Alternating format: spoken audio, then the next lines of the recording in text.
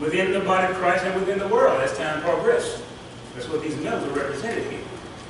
Silver and arms. So we notice there are two there. The breastplate of silver and the arms of silver. This was two rulerships here, dual rulership. Medo-Persia, the second world empire. That was Darius, King Darius, the Median king, and King Cyrus of Syria. These were the two kings. King Cyrus was the ruling king. He was in charge. He just left Darius in place after Nebuchadnezzar's son was killed because of the vessel that he misused in the party that he had. You don't know that story. He was drinking wine at every party out of the holy vessel, and his father had looted from the temple, and they saw the writing on the wall in his hand, and his life was required that night. Well, King Darius just stepped in. He was already in that dynasty. A Median king somehow had worked his way into that dynasty, and he just took over when the son died. And the Syrian king, the Persian king, just left it in place. But he was controlling everything. Because Babylon had the economical power, so he needed that in place. And Persia had the military might. So the two came together, and he was kind of a puppet king. The third was brass. Its belly and thighs are brass. Brass is yet still an inferior level to gold and to silver. That was the third world empire. This was Alexander the Great, Greece. He conquered in 30 years. In 33 years, he conquered the whole world and died, and he said in frustration, nothing else to conquer. He was the third empire. And then finally, verse 33, and his legs of iron, feet part of iron and part of clay. Part of iron and part of clay. Now move down to verse 40. And the fourth kingdom shall be strong as iron, part clay, for as much as it breaketh to pieces, and subdue all things. And as iron that breaketh all these, shall it break in pieces and bruise. Whereas thou sawest the feet and the toes, part of pottery, clay, and part of iron, the kingdom shall be divided, but there shall be in it of the strength of iron, for as much as thou sawest the iron mixed with the clay. Well, iron and clay will not mix, first of all. So iron was stronger than all the preceding levels. In other words, that's the Roman Empire. The fourth one is the Roman Empire. We're in the Roman Empire now. Roman Empire was established in 62 BC. By the 175 AD, it had reached the heights of its strength, of its power. And from that point forward, down to the end of the 2nd century, it began to wane in power, decrease. By 456 BC, it had lost all its power, just a third-rate power since 456 AD, I'm sorry, I said BC, AD. And it's been that way ever since. But we're yet in the Roman Empire. But Italy is a third-rate country now. It's not ruling the world anymore. Right now, the United States is the most powerful country in the Roman Empire. America is ruling now. If there was such thing as a world ruler now in the Roman Empire that was still in, it would be the United States. Which brings me to my point here. Let's continue reading. Verse 42. And as the toes and the feet were part of iron and part of clay, so the kingdom shall be partly strong and partly broken. And whereas thou sawest iron mixed with miry clay, they shall mingle themselves with the seed of men. The leadership of the Roman Empire shall mingle themselves with the seed of men, but they shall not cleave one to another, even as iron is not mixed with clay. Well, there's prophecy right there. That prophecy is not being fulfilled. All prophecy in Daniel, from Daniel chapter 2, verse 1 through verse 39, all that prophecy has been fulfilled. Now, you need to read that on your own. I just got an hour. 1 through, that's some stuff that we didn't read is important. 1 through 39, you need to read that. All of that's been fulfilled in Daniel chapter 2. Starting at chapter 40, that's prophecy that's being fulfilled now and will take us on into the future, to the second coming of Christ. But this is the Roman Empire. This is the fourth world empire that we're in right now. The Roman Empire was never conquered. All three of the empires were conquered. The Roman Empire fell, collapsed from within. Why is that? Because of the mixture. And this is the prophecy here that Daniel is trying to get us to see. The clay and the iron don't mix. So they were trying to mix with the seed of men. The Roman emperor there was, at this time, was Nero. Started off, it was Octavia, and the Nero, and this is when Jesus was walking the earth. There was Jews in that kingdom, Festus, Felix, who was a part of the Roman Empire, rulership, and then there was the Herod dynasty, who were from Edomite stock. So you had three lines of genealogy mixed up there. And that was told in the clay. And there were bickering inside there, and it didn't work. For 3 or 4 reasons, it collapsed from within. That was one, because it could all the 3 different nationalities trying to run one empire, and it didn't work. Plus Nero, if you know the story of Nero, he was kind of insane anyway. That was one reason it collapsed. The next reason it collapsed because they overexpanded too fast. And overexpanded, then they had to overtax the people. The other 2 more reasons why it collapsed from within. But the last and the main reason was moral degradation. It was under Nero that they legalized same-sex marriage. When we did it here, that had been done decades, centuries before, about millennium before. Under Nero, made it law, same-sex marriage, and married to men himself. For all of these reasons, it collapsed from within. And so is the United States. Going to collapse from within, it already is. Prophecy is unfolding right now before our very eyes. Everything's coming out of Washington. I normally don't mix politics with the Word of God, but God allowed me to do this, and we're going to go to the New Testament and find that same prophecy unfolding right before our very eyes. That's what's happening to America right now. We've kicked God out of everything. That will be reflected in the letter to the 7 churches, if we get that tonight. The last church, the 7th church, which was the church of Laodicea, their attitude was that we are rich, we are clothed, and we have need of nothing. We don't need anything. That was the 7th church that will be rejected.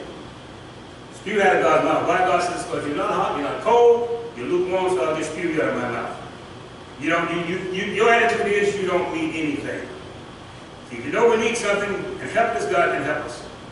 But we get the attitude that we don't need anything, He's no help He can give us. That plays right along with the attitude right here in the First World Empire, Babylon. When we get to chapter 17, you'll see some comparison there with Mystery Babylon. Talking about the end-time spirit associated with the First World Empire, the spirit of Babylon. Babylon was the first to introduce idolatry to the world. All idolatry came from the First World Empire.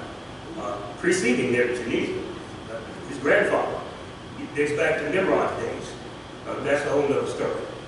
So the iron and the clay didn't mix, so it collapsed from within. It's already collapsed, but the process is still being fulfilled. Now this is we're in the last days now. Now turn to Matthew chapter 24. I'm just going to be there. I'm going to need to read the whole thing, but you already know this story. You should know this story. The disciples asked Jesus Christ. When Jesus said in 3 days, the temple will be destroyed. And Jesus went out and departed from him, 24:1, from the temple. And the disciples came unto him to show him the building of the temple. And Jesus said unto them, see not all these things? Verily I say unto you that there shall not be left here one stone on another, that shall not be thrown down. Well, that's already been fulfilled. Verse 3, and he sat upon the Mount of the Olives, and the disciples came unto him privately, saying, tell us, when shall these things be? That's the first question. And what shall be the sign of thy coming? That's the second question. And of the end of the world. So he has 3 things. When shall these things happen? This temple. What will be the signs of your coming and of the end of the world? And Jesus began to answer those questions in chapter 4. Chapter 4, through pretty much the end of this chapter, he's answering those questions. All of this is prophecy. Most of this prophecy has been fulfilled. For the sake of time, from verses 1 through 14, all of that prophecy has been fulfilled. From 15 forward, that prophecy is right at the door of this prophecy being fulfilled. And this all has to do with what will be the sign of your coming. Now that coming means not his second coming. You know, he didn't say his coming, not second coming. Meaning what? Coming to the church. He was talking to the church when in 24. He's talking to the disciples here. So what will be the sign of your coming for the raptured church? That's what he's asking. That's what they were asking. And when you start at verse 15, just read that. When you therefore shall see the abomination of desolation spoken of Daniel, stand in the holy place, whosoever readeth, let him understand. That hasn't happened yet. That won't happen until the church is raptured out. I did possibly mention it. I was not mentioning him in the study there. That if you want that question, that's fine with me. I welcome you to ask the question whenever you want to, as long as it's in line with what we're talking about. Okay. So from verse 15 on then, when that happens, that's the Antichrist when he will take over and stand in the holy place. He will make a covenant with Israel for 7 years. In the midst of that, to allow them to resume Old Testament sacrifices. Isn't this something? God came to deliver Israel, gave them the gospel first, gave them the law, and gave them the gospel. Jesus, all of Jesus' message was trying to win the Jews over still. And they rejected him a second time. Then he said to the disciples, and the Gentiles did not go into all the world and preach to God. First he said, go not but to the children of Israel, the lost sheep of Israel. First. If they went and rejected, he's now go into all the world and preach to God. So he came to deliver them from the law because the nation of Israel have not accepted Jesus Christ as Messiah today. All the Jews in the Bible, we call them Messianic Jews, Abraham, Isaac, Jacob, etc. We call them Messianic Jews who accepted the Messiah. That was just a handful. The nation has never accepted him, Jesus Christ, as Messiah. They believe that there is a Messiah coming, but they don't believe Jesus was him. Because Jesus came and went back and left them under the yoke of Roman bondage. And they thinking, well, this Messiah is coming, well, surely he's coming to deliver us. You see, that's what they were. That's the Messiah that they were. So they missed it. Because he came to save the Romans too, who had him in bondage. He came to save everybody. And so they missed it. They believe that there is a Messiah, that he's still coming. So they missed him. And Christ will be coming, his last, that deal with the 70th week of Daniel, which is the tribulation period. So, from verse 15, this is when Antichrist will come, and they will again start practicing Old Testament law. That's the most difficult thing for me to understand. After 6,000 years, all the word of God has left here for them, all they've been exposed to. During the tribulation period, the 1 week they got left, the nation, 1 week that the nation has left to accept Christ as a Messiah, they're going to resort back to the Old Testament sacrifice. They're going to make this 7-year covenant with the Antichrist. Verse 15, when you see the abomination of desolation standing in the holy place, what is the abomination? He's going to declare in the midst of that 7-year contract that he made with Israel, to allow them to resume Old Testament sacrifice in the middle of that 7-year period, 3.5 years. That separates the tribulation from the great tribulation. That's 3.5 years of the great tribulation. In the midst of that 7-year period, he's going to reveal his identity. He's going to be in place for 3.5 years before even Israel know who he is. Operating out of the temple for 3.5 years, and they're not going to even know who he is. In the middle of that, he's going to reveal himself, and that's what Matthew 15 is saying. When you see the abomination of desolation stand in the holy place. He's been there for 3.5 years. They didn't see him. They didn't see who he was. They didn't know his purpose. He come in on a platform of flattery and peace and won the whole world, Israel, the whole world. So in the middle of that, he broke it. And he said, now you got to worship me. Bring the sacrifices, but now they're to me. And so then you see the response to that. That's when in Revelation chapter 12, he said, and here, he says, so run, flee for your life. Wherever you are, run from that. When that happens, run from that for your life. Because they know who God is. They're not confused about who God is. They were confused about who Jesus was. They never have to be confused about who God was. So they're not going to worship him, but they're going to run for your life. That's the woman running into the wilderness in Revelation chapter 12. We'll get to all of that. Just kind of put it together. So from 15, then, this is future prophecy that's going to be fulfilled. But when we get to the letter, it'll let us know how close we are to this. Now, you read the rest of it. Every verse in here is worth spending some time on. We just ain't got the time to do it. Verse 22, let's read that one. He says, except those days, well, let's read verse 15, let's read 15 through 20. When you therefore see the abomination of desolation, the abomination is the Antichrist declaring himself as Christ. That's the abomination. The desolation is he will force the Jews to come to sacrifice and worship him and force him to bring swine on the altar. That's the desolation. To make it gloomy. The desolation, the worship gloomy. That's the abomination of desolation. And right declare that he's God in the holy temple. Then let them which be in Judea, when he declare that, let them that be in Judea flee into the mountains. Let him which is on the housetop not come down to take anything out of the house. Neither let him which is in the field return back to take his clothes. And woe unto them that are with child, and to them that give suck, nursing babies in those days.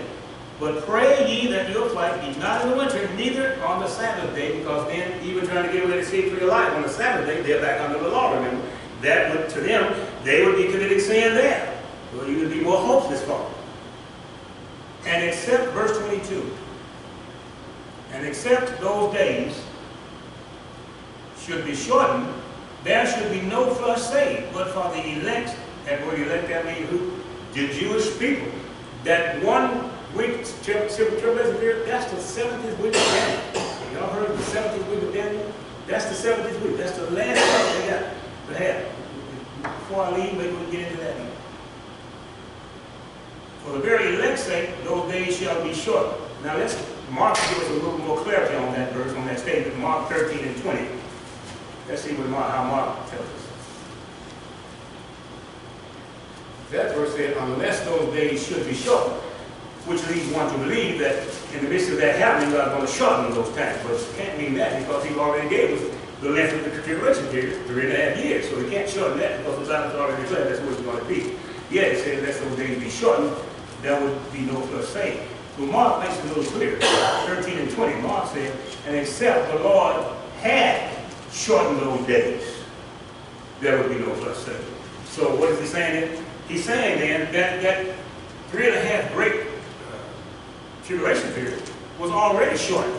God has already shortened to that. He's not going to allow it to go past 3.5 years. If he did, he said, well, no flesh would be saved. Now already we should have learned several things about God's character in this. And concerning the tribulation and the revelation. And that is that nothing is out of control. God is in control of all of this. There ain't nothing to be fearful of. God is in control of everything that's happening during the tribulation period. Antichrist has no power of his own. That's what we've already determined it. And perhaps some of them maybe even been taught that. Antichrist is just a puppet for God. That's all. Few die at the hand of the Antichrist, which is contrary to what we've always believed. You see, God is not angry at those who missed the rapture. He's not mad because they didn't make the rapture, because they had sinned, and you missed the rapture, now I'm going to come and punish you. That's against the character of God. God's nature and character is to save. He said, I came to seek and save that which was lost. The thief cometh not but to kill, steal, and destroy. I've come to my have life, and that's my have it more abundant. That's my purpose, that's my nature, and everything I do reflects that. Everything he does reflects you and I being saved. Even in his judgment, the purpose for that is that we be saved. You see. So he's not coming to kill half of the people who missed the rapture. More than half that missed the rapture. He didn't come to kill them. They're all in sin. They missed it because they were not ready to go with Christ. That means what? They're all in sin. So now for him to come with judgment that's going to kill them is against the work of the cross even. That's against what Jesus Christ represented. So he didn't come to do that. As harsh as it's going to be, his mercy is right in the middle of it.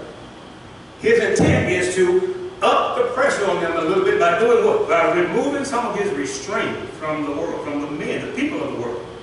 So that they become a little harsher so they will run them into his arms. His whole purpose is to save them in the tribulation period. He didn't come to kill them. He's not mad at them. He said, Christ came for the sinner. He died for the sinner. Why would he come to kill him? That would play right in the hand of the devil. The devil would love that if God came to kill all those Mr. Rapture, because the devil's job would be completed there. So we need to get that out of our minds. More so we want to be saved during the tribulation period, 1,000 years of inner reign, that ain't what we have up to that point. Up to that point. More people are going to be witnessing during the tribulation period than there are now. See, right now, we just sitting down, we ain't doing nothing now. Jesus said the harvest is plenteous, but the laborers are few. But in the tribulation, as we proceed in that, where John said, I saw a number of every nation, kindred, tongue, and people that no man could number. And they were all martyrs. They were martyrs. You know what that means? Martyr, the word martyr means they were witnesses. In the tribulation period, the martyrs. And they were martyrs, and listen to this. They were martyrs because they missed the rapture. They weren't saved when Christ came and brought the church back. They weren't saved. That's why they missed the rapture and got killed in the tribulation period. But they didn't get killed for being still and silent. They got killed because they accepted Jesus Christ and was bold enough to proclaim the word of God in spite of giving up their heads. So to think that the devil done hushed everybody up in the tribulation period, the devil would like for us to teach that. He ain't hushed nobody up. The 144,000 are not the only one that was sealed. They're not the only ones that's going to be with it. They're the few. That's the fewest number. That number, that was 2 minutes of number, all of those were witnesses. It's clearly said they were beheaded for the witness of Jesus Christ and the testimony of Jesus Christ and the word of God. They were martyred for that. That's just that group. How many did they reach? That's not included in that group. See, everybody, all Christians ain't going to get killed. Many Christians are going to get saved during the tribulation period, survive the tribulation period, and go right on into the millennium. Saved. See, the Antichrist is in charge of nothing. So when you finish reading Matthew here, it says, and except those times should shorten those times when no flesh will be saved. So that tells us what? That God is protecting us. He's protecting us. Each one of those seals that's open in the book of Revelation, each one of those seals, even me, I had to correct myself. As I've been going over this now for about 25 years. And I had the attitude, and even taught, and go back and correct that. That was God's judgment coming upon the world. It wasn't. God, that's not my judgment. That's my wrath. I'm angry. That ain't my judgment. I didn't come as a judge. Grace still covers all those who left in the tribulation period. Grace is still covering them. As harsh as it seems to be in the tribulation period, you can still be saved, and it ain't going to be no bigger problem than it is right now. Because the Bible says, where sin does abound, grace does much more abound. Where sin is multiplied, I will multiply my grace. So you can choose it just as ready. No matter what, I will not allow you to be tempted above that you ate. That word covers them in the tribulation period. All the word that's covering us now will cover those that's left here during the tribulation period. Every promise that's to us now will be to those in the tribulation period who will accept Christ. Every promise. Will not allow you to be tempted above that you ate. He will never allow your level of temptation to be greater than your level of faith. He will never allow it. Steps of the right is ordered by the Lord. I'm not willing that any should perish. All those scriptures we have to apply in the tribulation period as well. You see, so God is protecting them. Okay, so then here in Matthew, then, this from 28, from 15 to 28, this prophecy is being full, and it's all related to the rapture of the church, his coming. But from 28 forward, it's all about the end of things. That will take us right on in. If you read the rest of that, that's that chapter. That will take us right on into the millennium and back into God's eternal creation. Okay. So this is prophecy here that we didn't go to prophecy. What the prophecy said, there'll be famine in the land, there'll be false prophets, and so forth. We didn't itemize this because we didn't have time to do that in Matthew, but you should read that yourself. And Jesus gave them all the signs that's going to be the sign of his second coming. To read that. All of that has been fulfilled, except in 28 forward. That's future. This is how close we are. Now let's move to Timothy. 2 Timothy. 2 Timothy. So we've got prophecy from Daniel. The four world empires have been established. We're in the last empire now. The Roman Empire we're in right now, and it has already collapsed. We're not going to move to 2 Timothy chapter 3.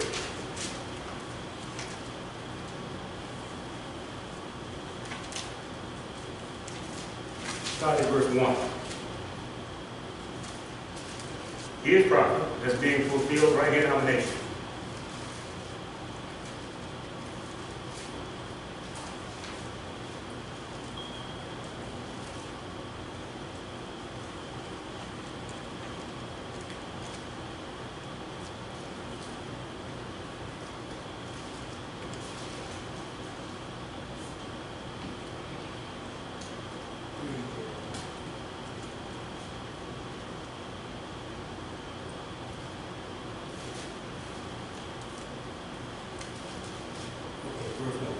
chapter, I'll take it, what I say, 2 or 3?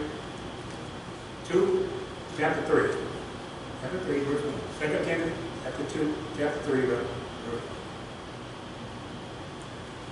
Now, let's make some comparisons here and see what's going on today. This know also. Now, here is this is last day prophecy here. This know also that in the last days, so that's established right there what he's talking about. That in the last days, perilous times shall come. For men shall be lovers of their own selves. That's not meaning I'm going to be, I like the way I look. That's not one that's in love with their anatomy, which is common among us today. But that's love with yourself too. But this is a deeper love than that. This is talking about one that's not concerned about nobody's concerned but their own. To do anything that they need to do, step and walk on anybody that they have to get their way. That's what this means. Lovers of their own, lovers of their own selves. Now, right away, that's describing our president. Now, here's what you need to understand. Everything's coming out of the White House. See, it ain't, we say president because he's the head of the country. But it's that whole Congress. And not only them, it's 1/3 of the clergy that put him in office and still supporting him after they have seen what he's doing. Still publicly supporting him on television. It's that group too. You see, it's all of them. And this is why, just look at Trump, you might miss the prophecy. You might just attribute that to one man that's out of order. But no, this is 1/3 of our nation that's out of order. You see. Statistics says that 1/3 of the clergy voted for him. And that was mostly white. 80% of the white clergy voted for him. There was a few black faces in there too, to my surprise. But right away then, we see that this is coming out right. Lovers of their own selves. Well, you've seen everything that he does is for his benefit.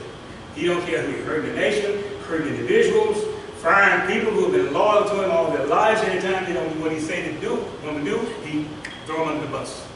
Lovers of their own self. That's prophecy. They ain't fulfilled right before our very eyes.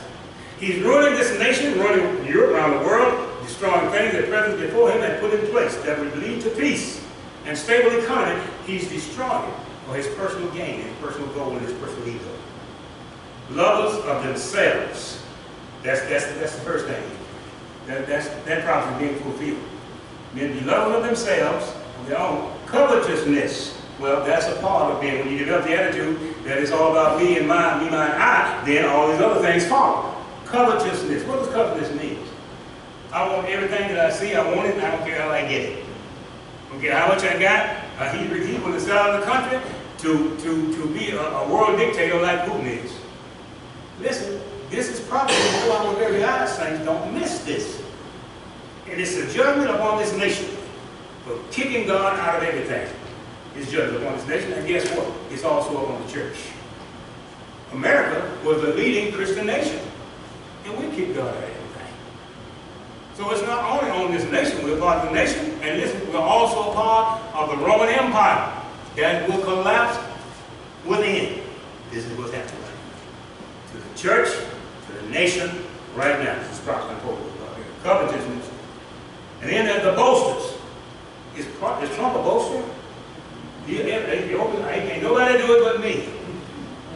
Ignore all of the intelligence he's got around him because he thinks he's smart. And will open his mouth and declare it so. No president has done what I've done, and he done ruined everything. Boasting. This is prophecy being fulfilled, saints. Why is it happening to America? Because America abandoned God. That's why it's being fulfilled right here in America. We're supposed to be the leading nation of the church in Christianity. And it was for decades, for years.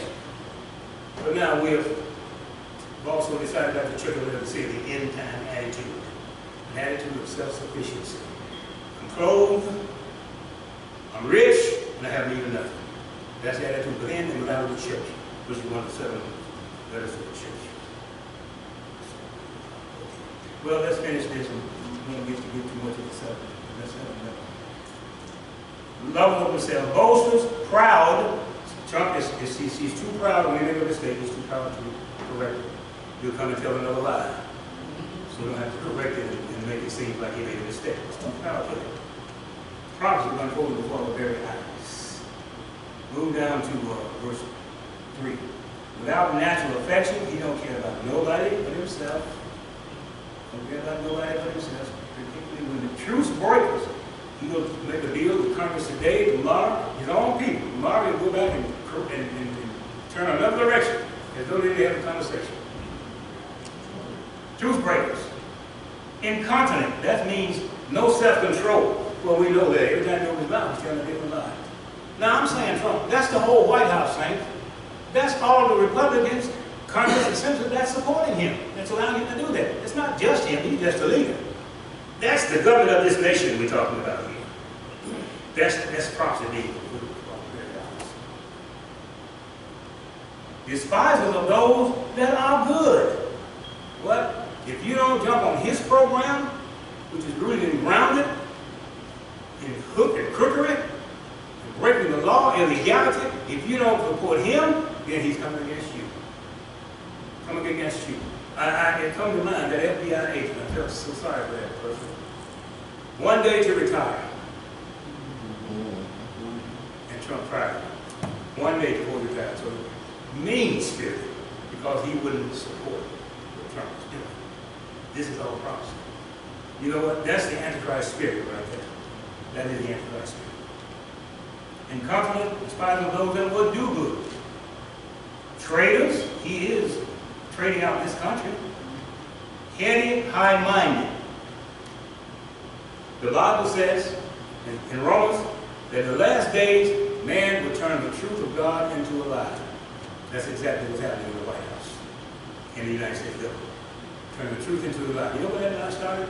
It started when Madam O'Hara was instrumental in getting prayer out of school while the saints were asleep. Getting prayer out of school. That was the first step. That was the first step of everything that's happening right now. Then later, 2 or 3 years ago, it progressed, but the saints didn't do nothing then. So Satan, well, he'd go a little further. Then he made same-sex marriage legal. That was the beginning of the truth that was turned into a lie. They made same-sex marriage the truth and disregarded God's virtual marriage. And now it's the norm. It's the law. The norm. Turn the truth of God into a lie. That's the end-time prophecy. Unfolding before our very eyes. Unfolding before our very eyes. Now, this is what's going on right now. Now let's go to let's get to the book of Revelation. The reason God sent a letter to the 7 churches in the book of Revelation, because of all this problem, this inside study that's been fulfilled already. And he went to the end of everything, and so that we could get ourselves right. Christ is coming to a church without spot, wrinkle, blemish, or any such thing. Ephesians 5, 25 through 27. Husband loved the wife, and Christ loved the church. And he gave himself for them. And he's coming to a church, I'm paraphrasing this. But he said, I'm coming for a church that I can present a glorious church unto myself, without spot, wrinkle, blemish, or any such thing. That's the church he's coming for. So everybody that shouting on Sunday ain't a part of that church. Everybody speaking in tongues ain't a part of that church. Without spot, wrinkle, blemish, or any such thing. That's the church. That's the requirement to make the rapture. You got to be without spot, wrinkle, blemish, or any such thing. There's nothing unusual about that. That started in the Garden of Eden. That started in the Old Testament sacrifice. When you bring a sacrifice to me, let it be an unspotted lamb, an unspotted heifer, whatever it is, let it be unspotted. That's always been the standard for God. From the Garden of Eden to where we are today. Without spot, wrinkle, or blemish, I'm coming to that church. And so he sent the letter to us then, which answered my question I had for years. Why did he send it to the church? This harsh, evil, sinful stuff that's coming upon the world, which the church is a part of. Why did he send it to the church? Seeing that he would have sent it to the world. The church folk are all right. Well, he said it because the church folk are not all right. That's why he said, we're not all right. 100 years ago, things are happening today in church that I never would imagine. I said, I'm not 100, but I ain't too far from it. When I was a boy in Tennessee, I'm 81 years old. And I can remember when I was 5 and 6 years old, and I grew up in the Church of God in Christ. And I see stuff happening here now and being said right here now across pulpits and over airwaves that would have never been done when I was a boy growing up in the Church of God in Christ. Never. Today it's the norm. Because the morals are degraded. Each generation is degraded. And that's the purpose of sending this to the church. To give us a view of what the church was when it started and what it is today, what it would be just before Christ comes back to take it. So that you'll have a chance to make sure that you're not a part of that church. Your membership is not in that church. Okay, now we ain't going to be able to finish the letters of the church, but let's just turn quickly to Revelation chapter 1. And the first thing that we see in Revelation chapter 1, that is a vision. Revelation. This is the revelation. John says. Revelation from God to his Son Jesus Christ, to John, to give to his servants, that is, pastors of the churches, to you and I, we'll find recipients. So everything in this letter to the church, we ought to take it personally. Take it personally. And it says it's what? The revelation of God, not the will of God. Get that straight. Book of Revelation is not the will of God. Tribulation is not the will of God. Tribulation is not a plan of God unfolding. It's none of that. God ain't got nothing to do with any of that. That's man doing all of this. God has been restrained. It would have been done already had he not been restraining man from destroying himself. That's his mercy right in the middle of it. So the seals that are being opened is not God releasing judgment upon the earth. It's God saying, my time is approaching, step it up so they can get themselves right. So he said, then loose that, loose this, let that go. And all meaning what? I was holding it. It hadn't happened before because I was keeping it in the strength. You see, that's God's role. Everything else man is doing. The only souls that the Antichrist can we give him credit for are the souls that were beheaded. All the other people that were killed were not at the hand of the Antichrist. But we give him credit for everything. One reason we stayed away from Revelation, because we just have misinterpreted and built Satan up and made God seem like he was going to be the loser. Satan is not going to have more souls than God. He is not going to have more souls than God. If it is, if you believe that, there's something wrong with your faith and relationship with the God that you serve. Nowhere in the Bible says that. I don't know why we've always assumed that. But anyway, so the letter, I'm going to have to explain. We got 5 minutes, so I'm just going to explain what we'll get into the next time I get up here. These letters, and we're going to get to read it together. The letters were to the churches, and this one letter to 7 churches. There were many churches, it wasn't just 7. But these 7 were major coastal centers that were strategically located around, at that time in Asia, so that if you got to each one of those 7 churches, all the other churches would have automatically seen it. So it just mentioned those 7. And it was sent to the churches to give us a view, a revelation of the church from its conception to the rapture. That in each period of the history of the church, there was going to be a predominant attitude in the world and in the church. A predominant attitude. The predominant attitude now, and I mentioned that when I first got up, is self-sufficiency. That's the predominant attitude. In and out of the church. I'm clothed. I'm rich. I have need of nothing. I'm clothed. I'm sanctified. I'm holy. And that's good enough. Same attitude. Don't take all of that. Same attitude. Attitude of self-sufficient. That's the end-time attitude. That's where we are right now. It's church of Laodicea. So we're in the last days right now. Rapture will occur just like that before Jesus is made to take place. Everything that's going to happen before that has already happened. So he sent it to us so that we can view, first of all, we'll know in the history of the church where we are, what attitude is dominant, but more personally, in our personal life. When you got saved, the first letter to the church of Ephesus was the attitude was one of complacency. A little thing. He said, but I have somewhat against you. Everything you mentioned about them was good. They were saved. Listen, people whose names are written in the Lamb's Book of Life are going to miss the rapture. Many whose names are written in the Lamb's Book of Life are going to miss the rapture. That's scripture for all of this. As we progress, that's 2 or 3 chapters ahead. We give scripture for it. And when you see it, you have no problem understanding. Because you got to understand what I say. All you got to do is read it. First of all, I've already given you proof. All those martyred saints missed the rapture. But they were martyrs. What does that mean? Their name was already in the Lamb Book of Life. Name was in the Book of Life. When they missed the rapture, the name was in the Lamb Book of Life. They just weren't ready at that time. But God knew. This gets into predestination. See, really, I'm going to open this up with predestination, Book of Life, the rapture, tribulation period, millennium, and back into eternity. But we can't do that now. But their name, that's what predestination is.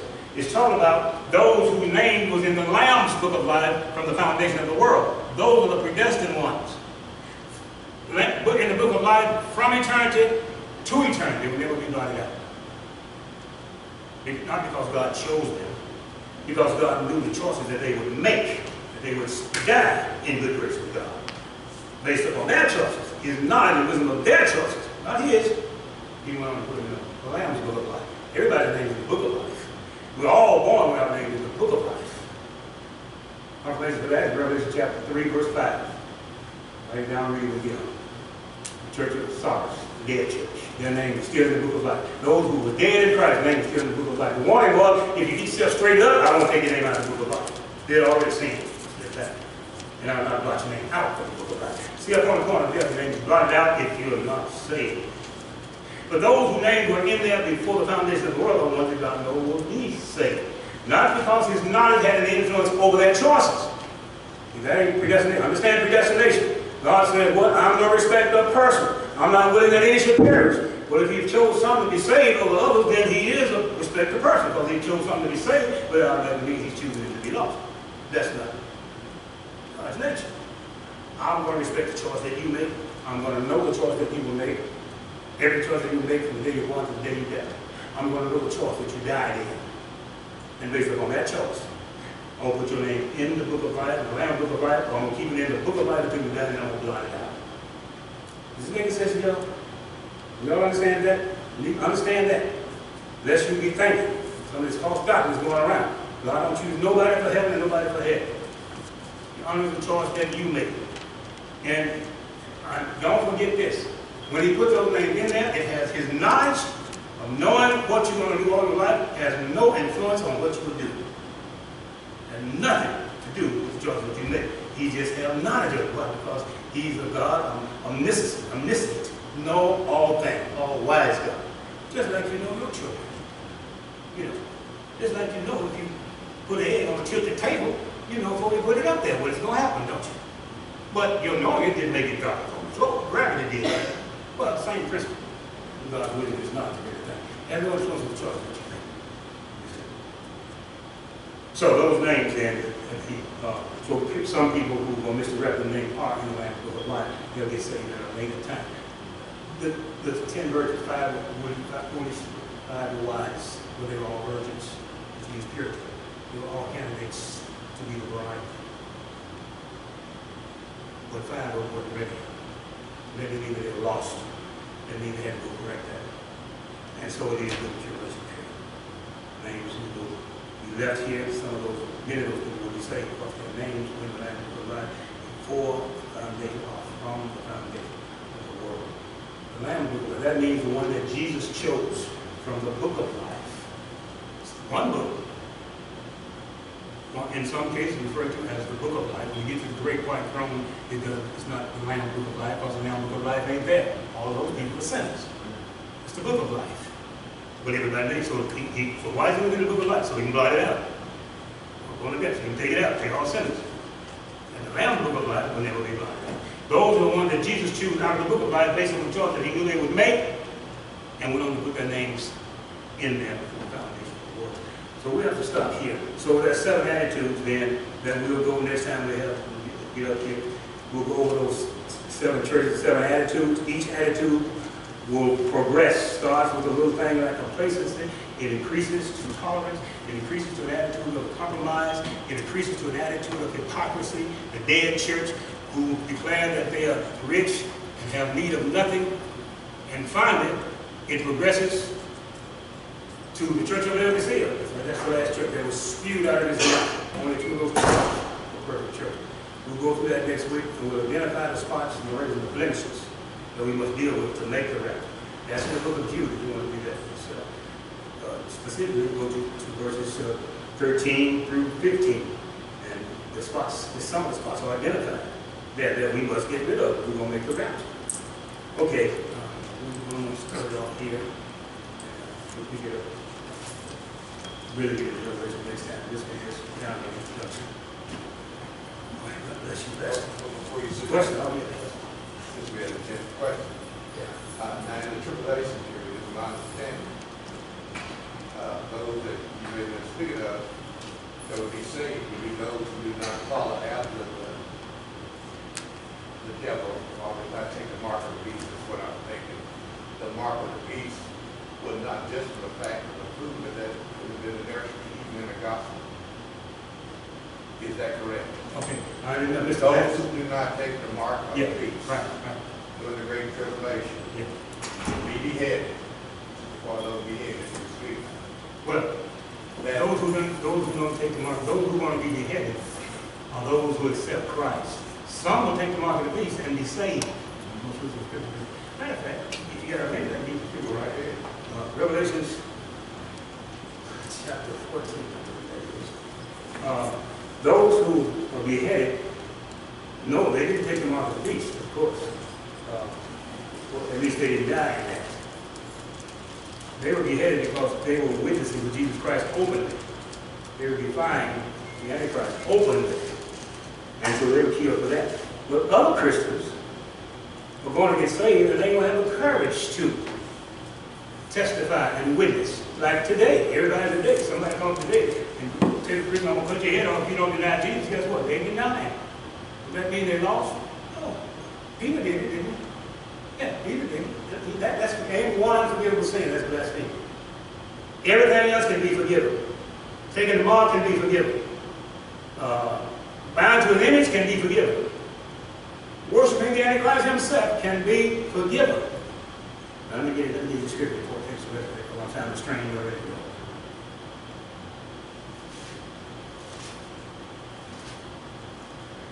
Okay, look at verse 14, chapter 14, verse 9. And then put your finger in Romans 10. Romans 10. We'll read those concurrently.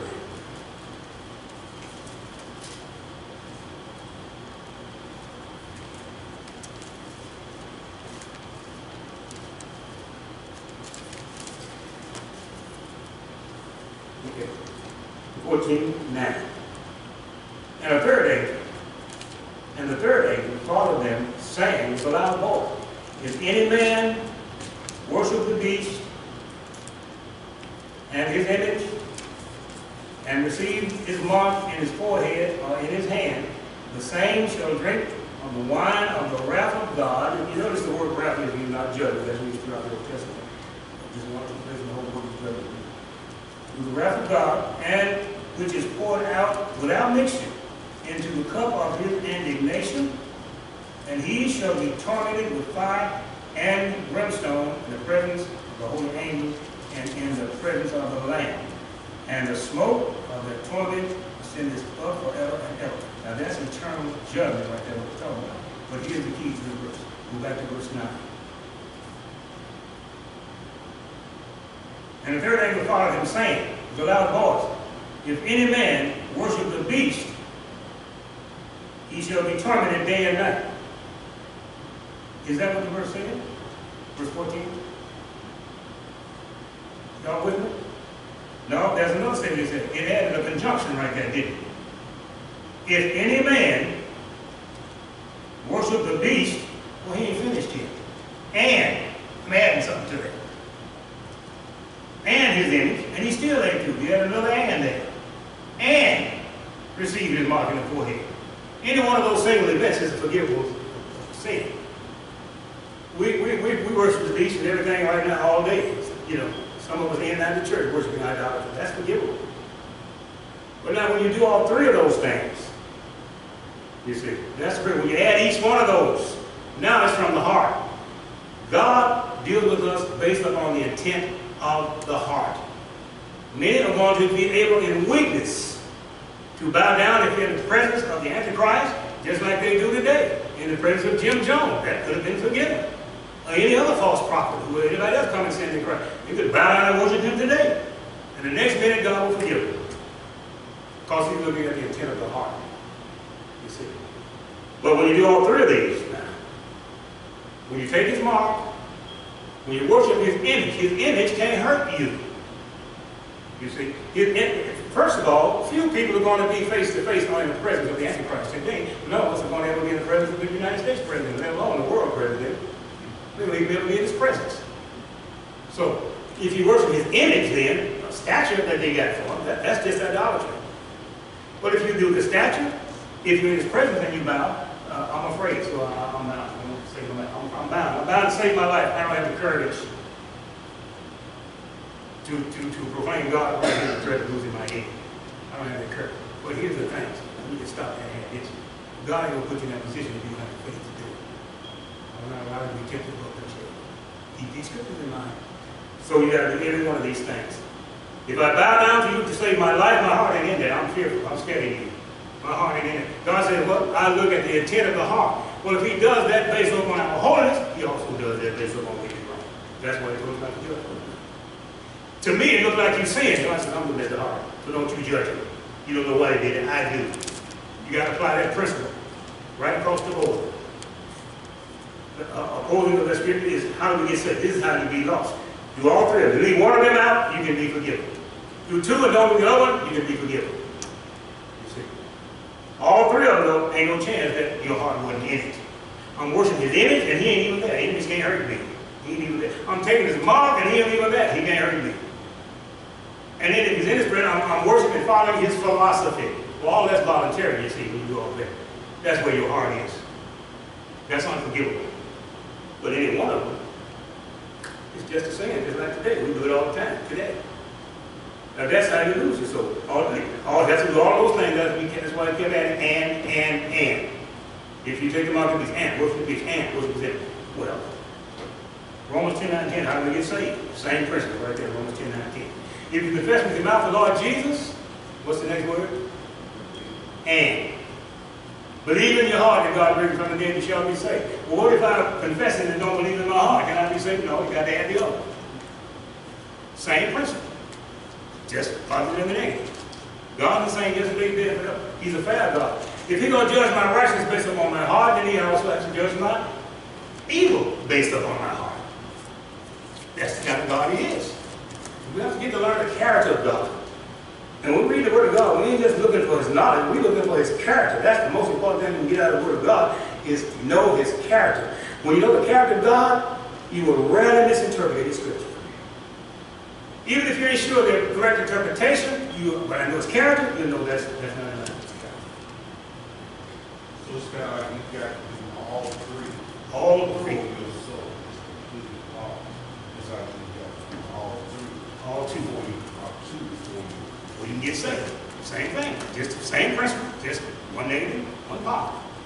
God's the same. He doesn't make it. See, God makes it easy. He can't listen to be saved. As a matter of fact, it's just 2 steps in being saved. But there's 3 you got to do to be lost. Because that's his character. He came to save us. Tribulation period is to save us. He ain't coming to punish us. We have killed ourselves. I guess he ain't. We have rebelled so long that God no time is running out. That's why he's allowing this to happen. That's why he's moving his restraint for it. Because he already got his time set when everything coming to the end. And we still sinning and not hearing his word. So he's sending tribulation, removing his restraint, so he can let the devil buff us a little bit. He ain't doing it. He's protecting us. Yes. Okay, it's the mark of the beast. And then bow down so he was spurred out on this side. Okay, when he comes out, I hear you. Oh, you can't hear me?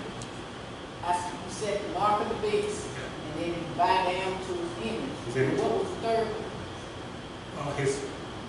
The Antichrist himself, his person. If you worship the beast, his image, take the mark. The beast is the Antichrist himself. Okay. If you worship him or his image, a statue of him. Okay. In the figurative sense, in the literal sense, a statue of him. But his image is also in the figurative sense. That he worship his the image of worship his doctrine. You know, and that's also his image. Fact is, that's what the Antichrist is after. He ain't really cared when you bow to a statue of him or not. What he is after is your soul.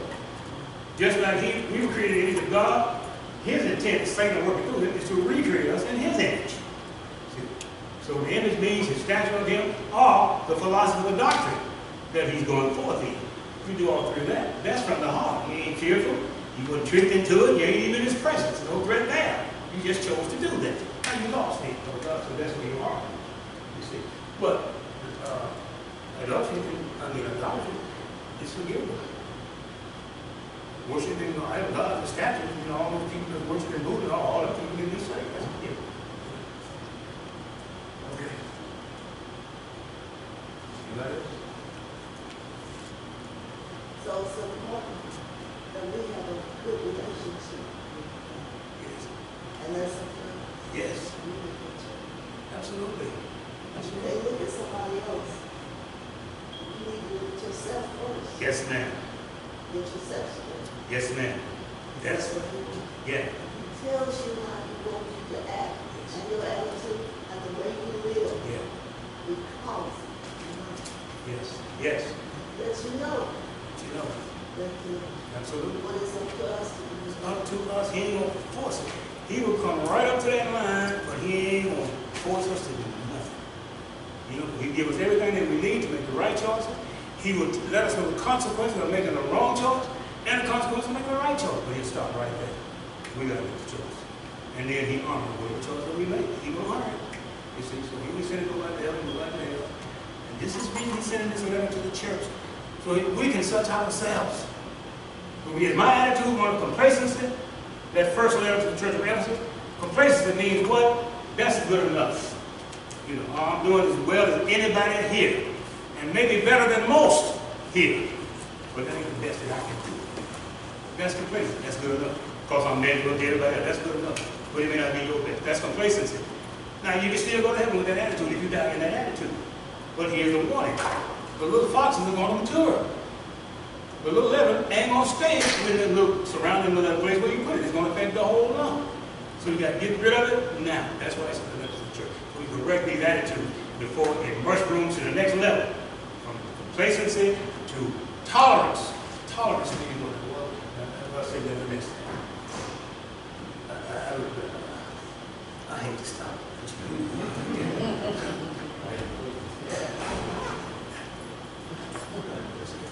Get it over us and come through this.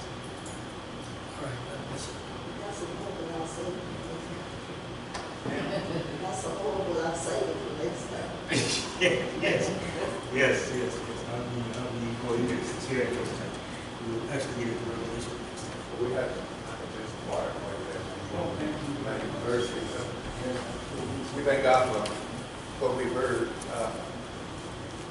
We're going to have continuation of this, don't you?